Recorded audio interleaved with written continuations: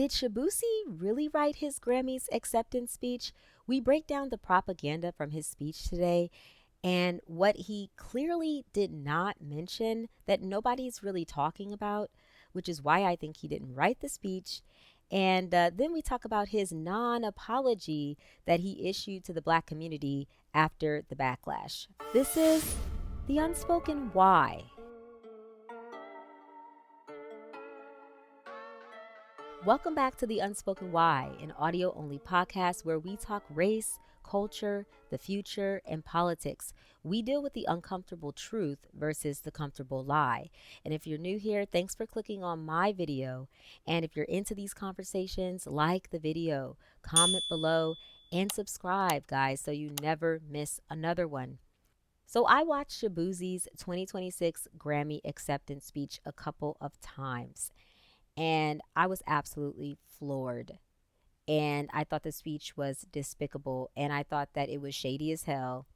And I say that not because immigrants don't deserve love, not because they aren't a part of the fabric of America, because they do deserve love and they are a part of the fabric of America, but they are not the foundation of America, not today's immigrants.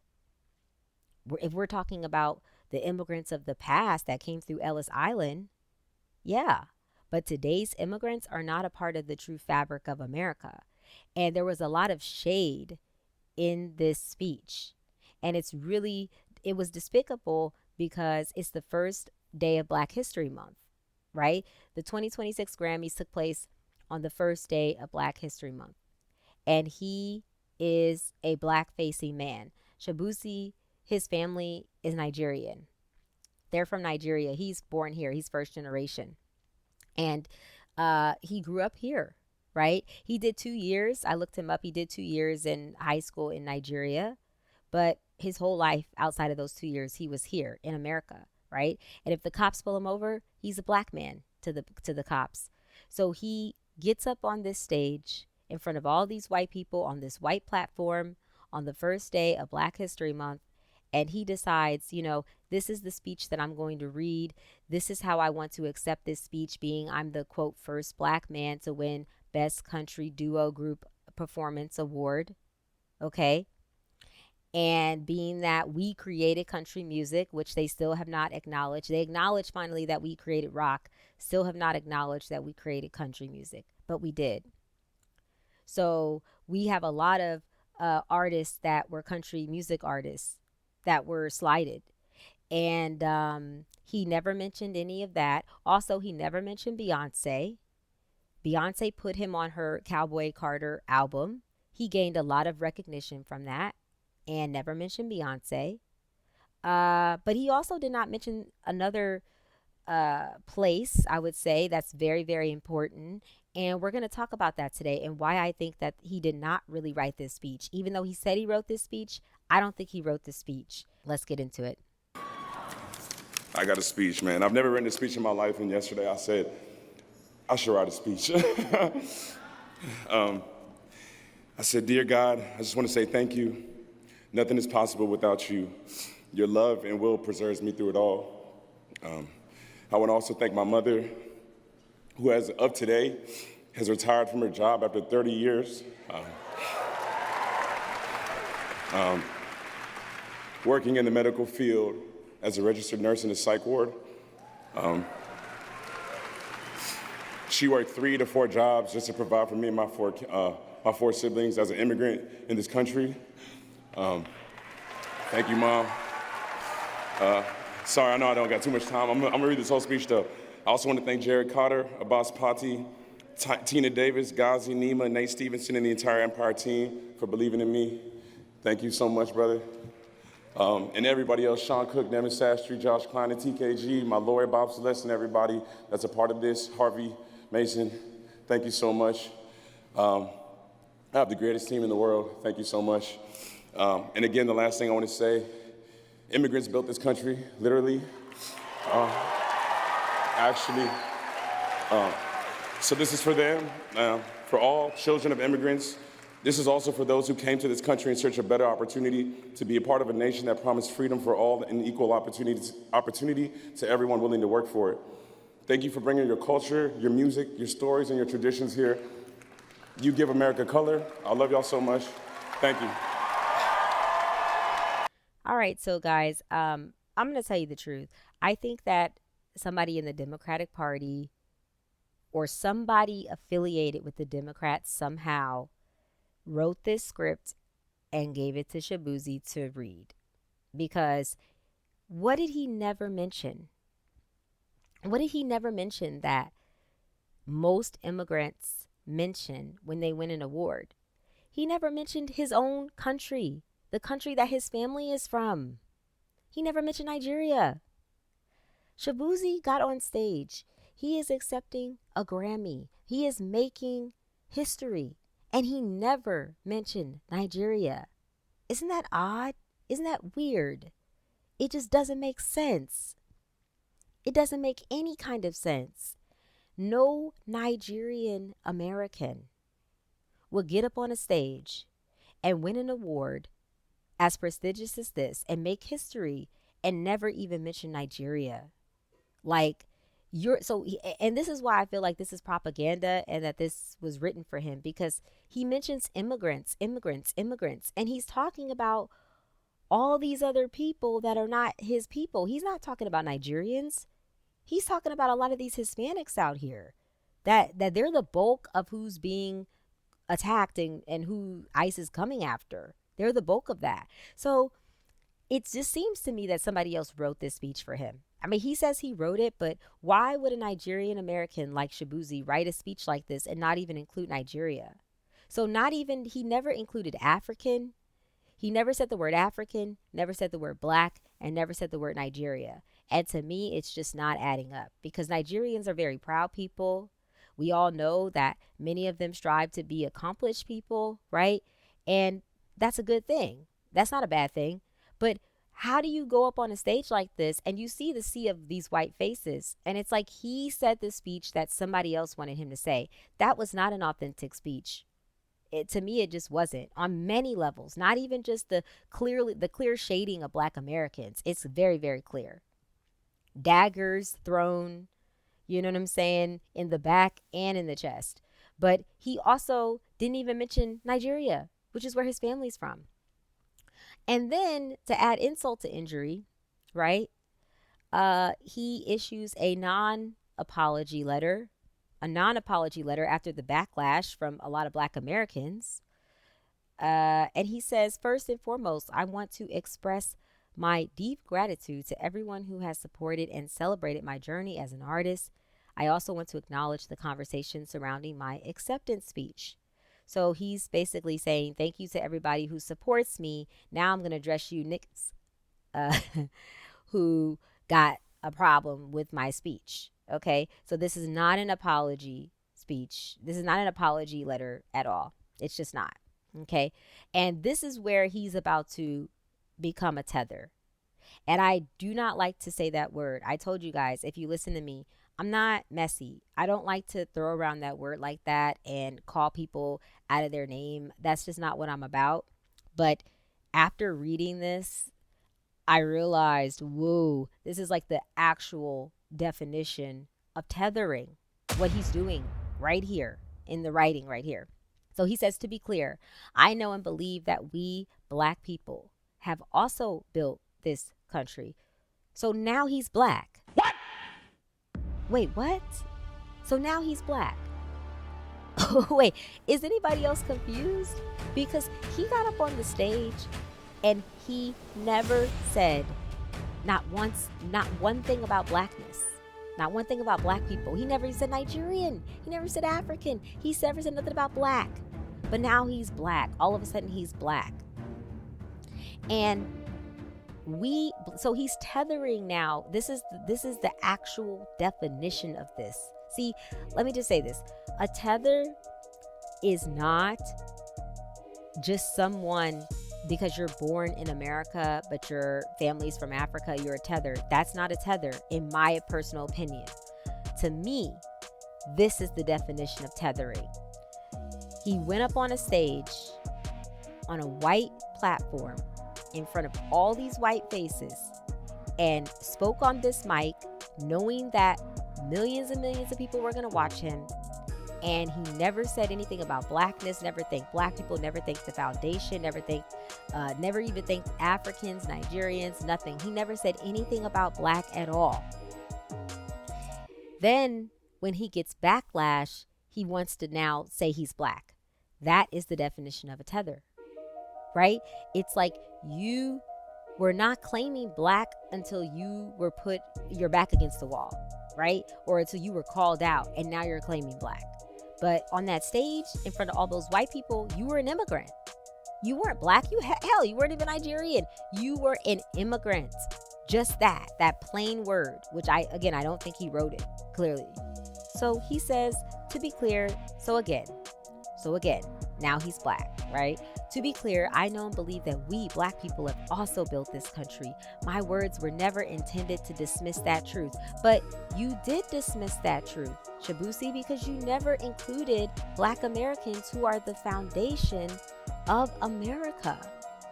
Like, you would not be able to receive a Grammy if a black American had never received a Grammy before. We initiated the whole foundation for all black African people to come in and be a part of here. He says, I am both a black man and the son of Nigerian immigrants. And in the overwhelming moment of winning my first Grammy, my focus was on honoring the sacrifices my parents made by coming to this country to give me and my siblings opportunities they never had. But here's the thing. You're not a black man and the son of immigrants. You're the son of Nigerian immigrants, and you did not even talk about Nigeria, which is your homeland. It's your lineage's homeland, and you didn't even talk about it. So you were honoring blanket random immigrants. Immigrants could be anybody. That could be people from Poland. That could be people from Ukraine. You were not even honoring Nigerian immigrants specifically. So then he says, at the same time, winning this award on the first day of Black History Month and becoming the first black man to win Best Country Duo is Black history. So this is even more insulting now, because he knew and he was very aware of the actual day. It's February 1st, it's Black History Month, and he knew the Grammys was falling on that. And he still purposely got up there and read a speech that said nothing about black people, black culture, black history, gave no homage to us at all. Okay? And now again, he's tethering himself again, becoming the first black man to win. You're not the first black man to win. You're the first immigrant to win, because that's how you identified yourself on that stage in front of all of these white people on this white platform. See, you got to mean what you say and say what you mean. And this is why that word tether comes up. Because again, I don't agree with calling people that just because they're first generation. That does not, just because you're first generation African American does not mean that you are a tether. Tethering is blatant disrespect and then trying to tie yourself after, or making people believe that you're black and then going against black American agendas. That's tethering. Tethering is not just simply, oh, you're first generation African American, Caribbean American, Afro Latino American, but you're tethered because of that. That's not a tether. That's not, in my personal opinion, that is not a tether. A tether is when you are trying to either act like you're black and go against black people at the same time, right? Under the illusion to other people that you are Black American, but you're not, and you're voting against us. You're actively, going against everything that we're for. Or you're doing something like this. You get up on a stage, huge platform, you're making history under the word black, but then you never say black. You talk about immigrants. You're portraying yourself to the world as like this immigrant, but then next thing you know, when you're back against the wall, now you're black. Now you're black. Now you want to claim black. You want to claim black in writing, but you're not claiming black in reality. That's the definition of of a tether. So he says, at the same time, winning this award on the first day of Black History Month and becoming the first black man to win Best Country Duo is Black history. It stands on the foundation laid by generations of Black people who fought, sacrificed, and succeeded long before me. This moment belongs to all of us. So this paragraph is wonderful. How come you didn't add that to your acceptance speech? How come you couldn't even just say Happy Black History Month? I'm happy to make Black history, and I appreciate Black Americans for laying the foundation for me to be here today. That's all you had to say. That's like 6 seconds. So then he says, my entire career has been rooted in lifting people up. What people? Honoring where we come from. Where who comes from? Black people or Nigerians or immigrants? Lifting who up? Immigrants, Nigerians, or Black people? And expanding what's possible. What are you expanding what's possible for who? You're not expanding what's possible for Black Americans. We've expanded what's possible for you, because you're a first generation Nigerian American. Respectfully, and I do say this respectfully, I'm just being honest. We laid the foundation for all Black Africans that look like this man to come here and be a part of this society. Before 1964, we had no rights, meaning nobody else had any rights. If you looked like us, you were treated the same as us. You had no rights. So if it wasn't for a Black person actually winning a Grammy long ago, and finally being able to come to the Grammys and sit at the Grammys and be a part of the Grammys, and you would have never had a Grammy. What possibilities are you expanding for us as a first generation Nigerian immigrant when we have been here for 12 plus generations, some of us 20 generations? We've got to keep it real. So then he says, I'm proud to be a part of this legacy. What legacy? A legacy of what? This is very vague, and it's vague on purpose. And I intend to continue doing that work for the rest of my life. What work? Legacy for what? Rooted in lifting who up? Honoring where we come from, where who comes from. This post that he put out personifies tethering. And we've got to, and if you want to, listen, if you want to send this to somebody so they can really get it, so they can watch the video and then see how he responded after, that is what we're talking about. That's what Black Americans, that's what we're talking about. This is crazy. This is crazy. And here's the thing. Let's talk about who built America. Let's talk about who built America. So I went to the white man's ChatGPT, okay? And I asked the white man's ChatGPT, I said, what part did the enslaved Africans from American chattel slavery, whose descendants are now called Black Americans, build in America? Tell me all the ways the free enslaved labor up until the current freedmen, Black Americans today, contribute to the building of America, physically, monetarily, mentally, because that's another thing. People are very surface level with their thinking. When we say that Black Americans built America, what we're saying is not just physically. We're talking about in every way, shape, and form. And so this is the white man's ChatGPT, okay? So, number one, physical construction of America, literal labor, okay? Agriculture, the economic engine. So our ancestors cleared forests, drained swamps, built irrigation systems, created farming techniques still used today, okay? All the key industries built on enslaved labor: tobacco, rice, sugar, cotton. Cotton alone made up over 50% of all U.S. export value, okay?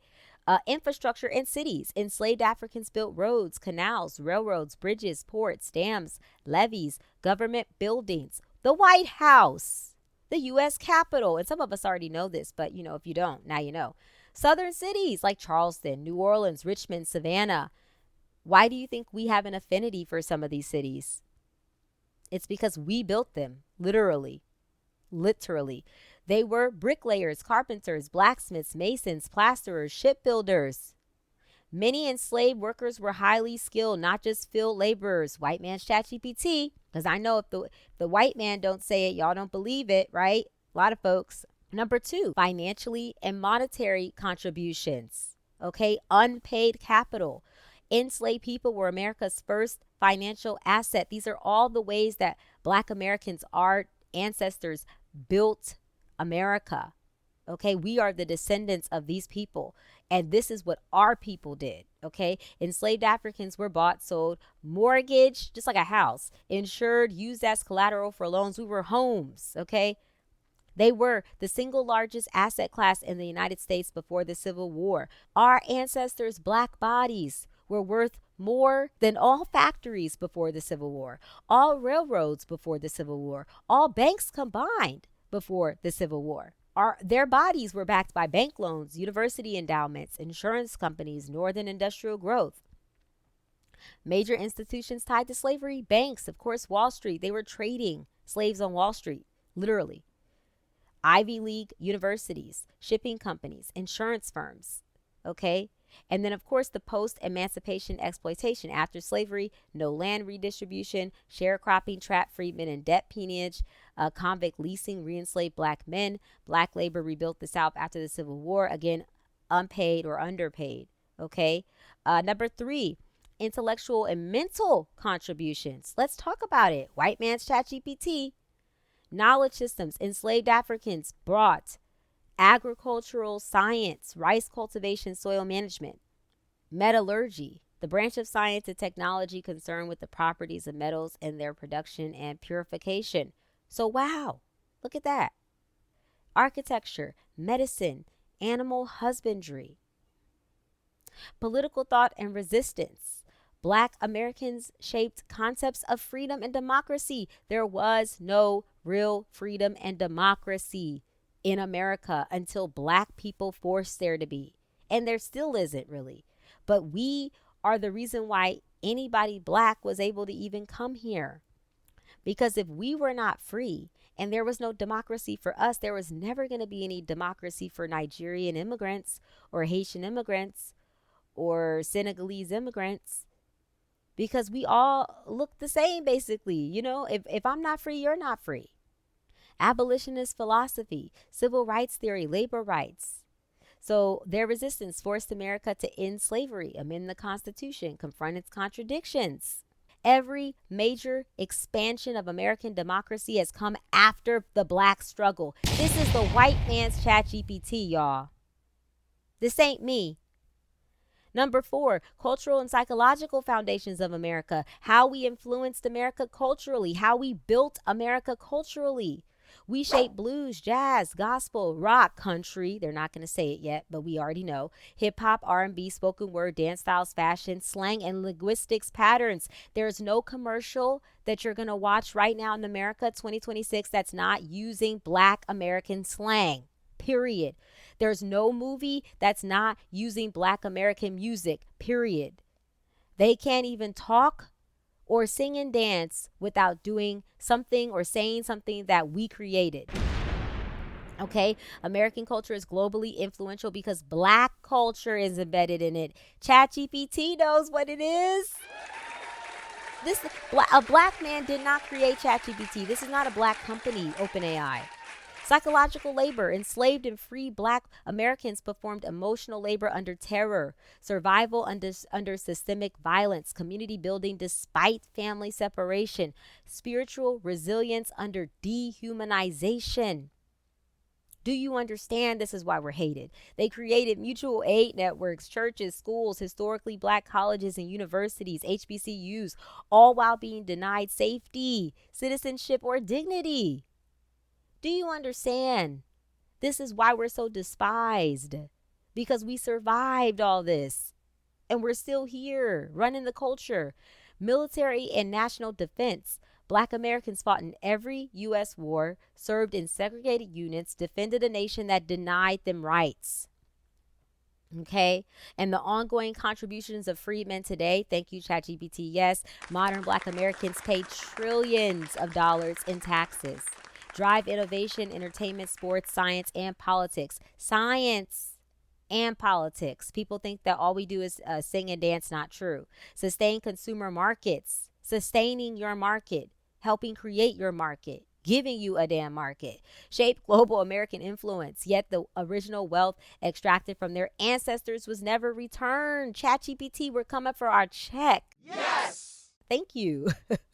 The compounded value of stolen labor remains embedded in American institutions, meaning that they're still stealing from us till this day.